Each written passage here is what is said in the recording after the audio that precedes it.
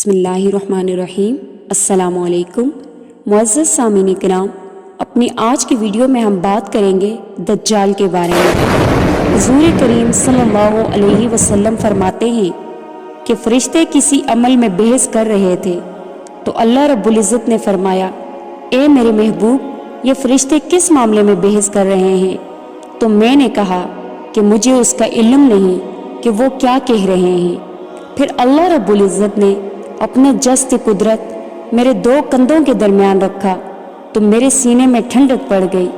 ज़मीन और आसमान में जो कुछ था अल्लाह ने सब का इल्म मुझे अता फरमा दिया।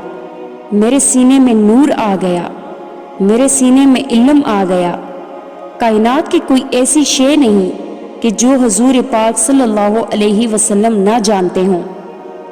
फिर कहाँ तक इल्म आया? ये हुज़ूर पाक सल्लल्लाहु अलैहि वसल्लम ने फरमाया, कुर्बे क़यामत में जब दज्जाल आएगा तो मेरे ग़ुलाम उसका मुकाबले के लिए निकलेंगे। दज्जाल कब आएगा अल्लाह जानता है। 1400 साल इस बात को बताए हुए हो गए कि कुर्बे क़यामत में दज्जाल आएगा और मेरे ग़ुलाम उसके मुकाबले में निकलेंगे। हुज़ूर फरमाते हैं कि मैं अपने उन ग़ुलामों के नामों को जानता हूँ कि जो कुर्बे क़यामत में दज्जाल के मुकाबले के लिए निकलेंगे। फिर हुज़ूर ने फरमाया, उन गुलामों के बापों को भी मैं जानता हूँ।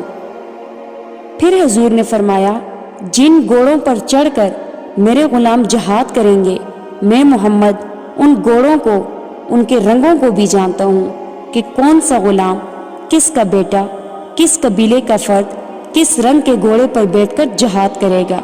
मैं सब जानता हूँ। और मैं ये क्यों जानता हूँ? इसलिए कि दस्त कुदरत हुज़ूर के कंधों पर लगे। उस दस्त कुदरत के लगने के बाद हुज़ूर पाक सल्लल्लाहु अलैहि वसल्लम को तमाम इल्म कायनात की हर शे के बारे में फरमा दिया गया। उसके लगने के बाद हुज़ूर ने दज्जाल के बारे में ये पेशन गोई की कि कुर्ब क़यामत में दज्जाल आएगा और मेरे ग़ुलाम उसके मुकाबले में निकलेंगे।